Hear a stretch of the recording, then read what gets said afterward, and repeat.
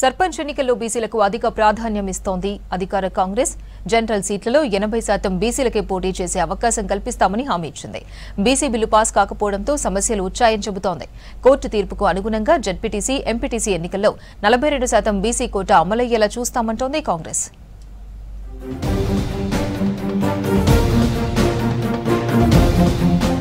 పంచాయతీ ఎన్నికల్లో బీసీలకే ఎక్కువగా సీట్లు కేటాయిస్తోంది కాంగ్రెస్. జనరల్ సీట్లలో 80% బీసీలకే పోటీ చేసే అవకాశం కల్పిస్తున్నామని తెలిపారు పీసీసీ చీఫ్ మహేష్ కుమార్ గౌడ్. బీసీకి రిజర్వ్ కాలేదని ఆందోళన చెందొద్దన్నారు. జనరల్ స్థానాల్లో బీసీలు పోటీ చేసేందుకు అవకాశం కల్పిస్తున్నట్లు, దీనిపై ఇప్పటికే సీఎం రేవంత్ రెడ్డితో మాట్లాడినట్లు తెలిపారు. బీసీలకు 42% రిజర్వేషన్ల అమలు కోసం సర్కార్ చిత్తశుద్దితో కృషి చేస్తుందని చెప్పారు. రాబోయే జడ్పీటీసీ, ఎంపీటీసీ ఎన్నికల్లోనూ 42% రిజర్వేషన్లు అమలయ్యేలా పార్టీ, ప్రభుత్వం తరఫున సహకారం అందిస్తామన్నారు PCC chief Mahesh Kumar Goud. 42% reservation for BCC is not a closed chapter. This will continue irrespective of elections.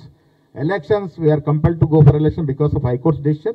As far as MPTs and ZPTs elections are concerned, we will obey the court order. We are still trying to pursue the matter.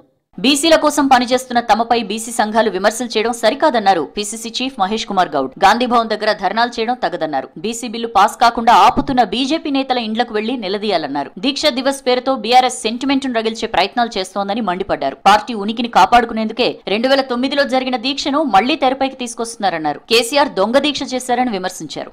ఉనికి కోల్పోతున్నటువంటి BRS party మళ్ళా కొత్త ఉనికిని పెంచుకోవాలనే ఉద్దేశంతో దీక్షా దివస్ కోట్లాది రూపాయలు ఖర్చు పెట్టి వారాల తరబడి చేయాలనుకున్నట్టుగా ఇది ఎప్పుడు 2009లో ముగిసిన అధ్యాయం, దాని గురించి మాట్లాడాల్సిన అవసరం లేదు. కానీ ఏ రకంగా దీక్ష జరిగింది, కేసీఆర్ గారు దీక్ష చేశారు, పులి నోట్లో తల పెట్టారు కాబట్టి తెలంగాణ వచ్చిందట. కేసీఆర్ గారు చేసిన దీక్ష అదొక నాటకం. దీక్ష వల్ల తెలంగాణ రాలే, తెలంగాణ సోనియా గాంధీ వల్ల వచ్చింది. తెలంగాణ కోసం ఆత్మార్పణం చేసుకున్న బీసీ, ఎస్సీ, ఎస్టీ విద్యార్థుల చిత్రపటాలతో దీక్షా దివస్ నిర్వహించాలన్నారు పీసీసీ చీఫ్ మహేష్ కుమార్ గౌడ్. ఉద్యమ సమయంలో విద్యార్థులు, యువత ఎంతో మంది ఆత్మార్పణం చేసుకుంటే హరీష్ రావుకు మాత్రం అగ్గిపేట దొరకలేదా అని ప్రశ్నించారు. దీక్షా దివస్ పేరుతో మరోసారి ప్రజల్ని మోసం చేసేందుకు బీఆర్ఎస్ సిద్ధమైందని మహేష్ గౌడ్ అన్నారు. కేసీఆర్ బయటకొస్తే ప్రజలు అసహ్యించుకునే పరిస్థితి రాష్ట్రంలో ఉందని, అందుకే ఆయన ఫామ్ హౌస్ కే పరిమితమయ్యారని అన్నారు. తెలంగాణలో బీఆర్ఎస్ ముగిసిన శకమన్నారు. లోకల్ బాడీ ఎన్నికల్లో బీఆర్ఎస్ పార్టీ గల్లంతవడం ఖాయమని మహేష్ గౌడ్ అన్నారు.